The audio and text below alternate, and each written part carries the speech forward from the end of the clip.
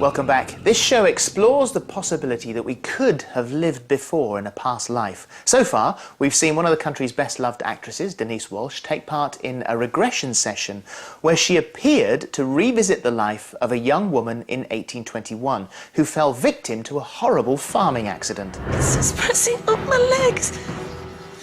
Can you see any? The machine. It's a machine. What machine's pressing on your legs? The tractor thing.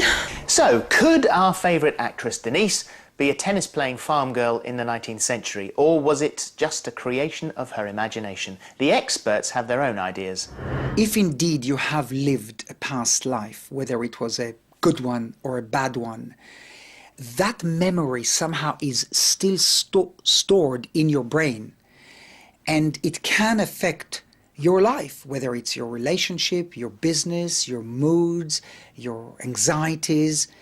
And by knowing how to solve that problem in the past life can definitely help you in this lifetime. If you go through a really emotional response to something that you've not dared think about, something you feel guilty about, something you're worried about, somebody you care about, whatever it is, going through an emotional response like that can actually help get rid of difficult feelings, help you resolve problems.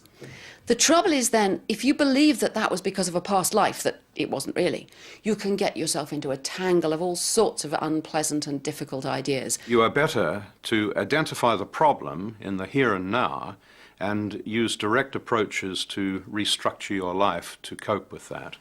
In a moment, I'll be asking Denise for her verdict, but first, it's time to see if our journey into the archives has revealed any evidence. After picking his way through the many details of Denise's regression, our historian detective reveals the results of his investigation. Denise's story is, quite frankly, quite a tricky one.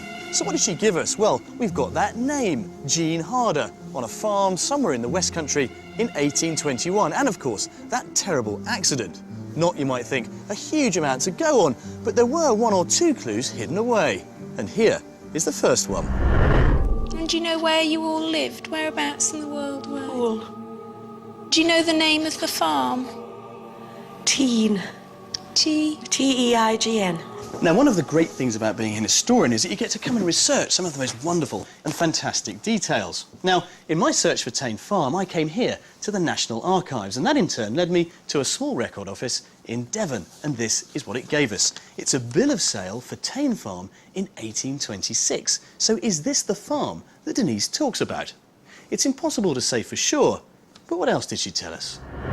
What are you wearing on your feet, if anything?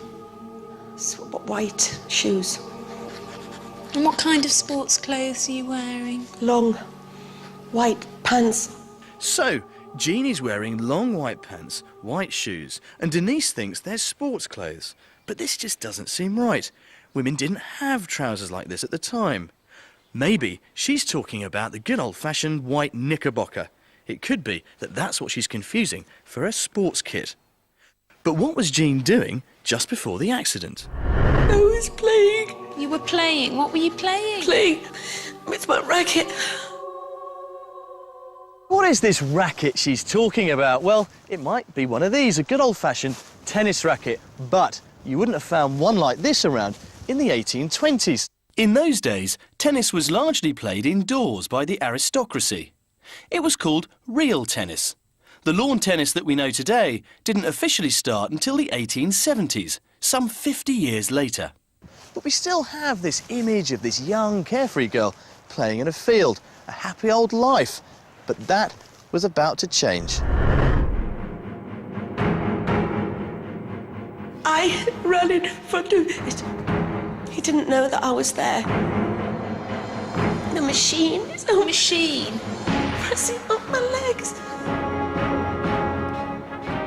This is clearly a terrible accident that crushes Jean's legs. Now, then as now, working on farms was quite a risky business. But let's not forget, we're in the middle of the Industrial and Agricultural Revolution, when new machinery was being developed and placed on farms all the time.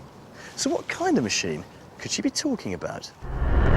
What machine's pressing on your legs? The tractor thing.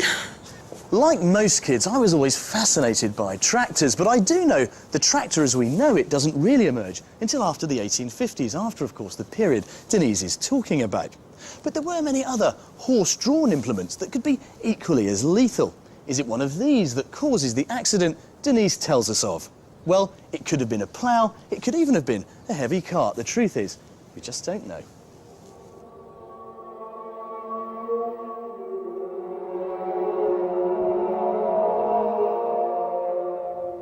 Well, I have to admit that the details Denise gives us about Jean Harder's life are, frankly, a little bit difficult. It's possible that she was wearing that clothing and maybe used a tennis racket, and she could well have been injured in a tragic farm accident, but frankly, it is all a bit confusing. The story would make a lot more sense if it was not the 1820s, but the 1920s. So is it just simply possible that Denise got the date wrong? So it's not quite the Tudors and the Stuarts that you were hoping for. No, it's not. That is so odd. What did those pictures look like, the pictures that we've recreated there? Were we close to what you saw? That sort of outfit is very right. The tractor thing I'm confused about, because in my mind it was much more like... It was mechanical. It certainly looked, whether or not it had an engine or not, I'm not sure about, but it certainly looked more like the tractor that we know now, which obviously, as he says, is a slightly sort of confusing element to it time-wise. Is it possible that you might have got the date wrong? Well, it is possible. I mean, that's obviously the date that, you know, I can't really remember much about saying the date, but obviously that is the date that I said. I remember being really scared when I thought that because then I went into a Denise mode of thinking, I want to come out of this because my legs are paralysed. But I do have a deep-rooted fear of paralysis. So again, it's sort of what came first, the chicken or the egg. I don't know. I mean, how long have you had the fear of paralysis? Always. I mean, I would like to think that I did have that life, and that's maybe where that's come from. Yes.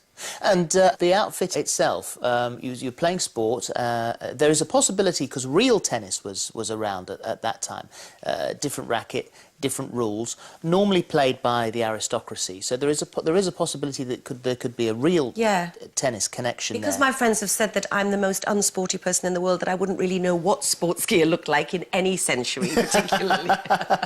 But it's fun, which is strange in that case, that primarily, you know, your story and what you've told us was all about sport. Absolutely, and all about being outside. absolutely. You're not an outdoor sort of person. I'm not really an outdoor person. I'm certainly not a sporty person. Is there a possibility that you think that you could have your Jean could have been running around in her knickerbockers? She's basically running around outside in her underwear. Well, absolutely, and I have been known to do that after a few bevies, I have to say. The pictures that you had, and we watched you there with Andrea, and it did look like a very traumatic experience. It looked quite upsetting. It was very upsetting.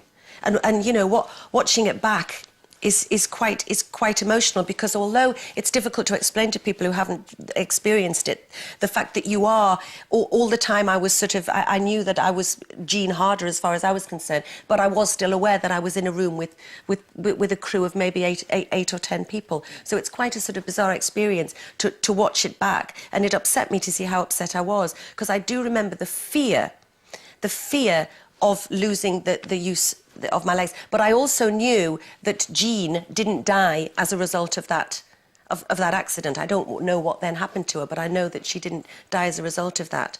But it was very frightening, because I honestly felt that I couldn't move my legs. Everything that you worry about now had come true. Of course. Yeah. And the pressure was intense. I mean, it was intense. It was like 3 grown men were sitting on my legs, and that's when I remember thinking, I want to come out of this now. I was terrified, and I found it really upsetting. So, was there any aspect of this that's been positive for you? Well, the whole thing's been positive in that I found it totally fascinating, you know, just as an experiment. But I think that, for me, I'm not a hugely religious person, and I would sort of like to be a bit more. And I think as we get older, that you do become more aware of your own mortality. And I can't bear the thought of losing my mum and dad in this life and thinking that I won't see them again. So in a way, let me get a bit emotional about it.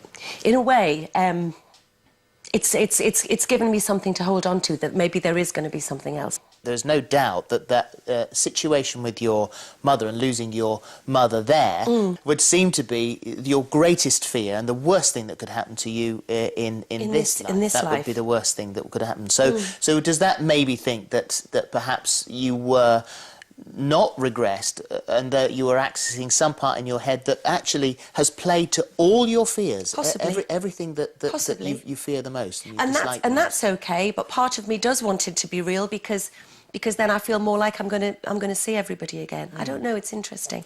Thank you for the moment. Let's see what our experts think now, because obviously something has occurred here, but what? You've heard what Denise thinks. It's up to you now to make up your own mind and what you believe, but here's what the experts have to say on it all. In Denise's case, we can be absolutely certain that what we're dealing with is not a real past life, it's a fantasy. She talks about tractors, she talks about women wearing trousers. Basically, none of these things actually took place in the historical era that she's talking about, so we know it could not possibly be a real past life. This could almost be metaphors for depression. This is how people feel when they're depressed. They feel lethargic, they feel low, they feel helpless. And I strongly believe that is what she was describing in her regression. In Denise's past life, something fell on her legs. Now, whether her conscious mind made up the tractor or whether it was something else, what you can't dismiss is the fact that she needed to release that emotion and cut the ties to that and have closure on the emotional aspect, which is what happened.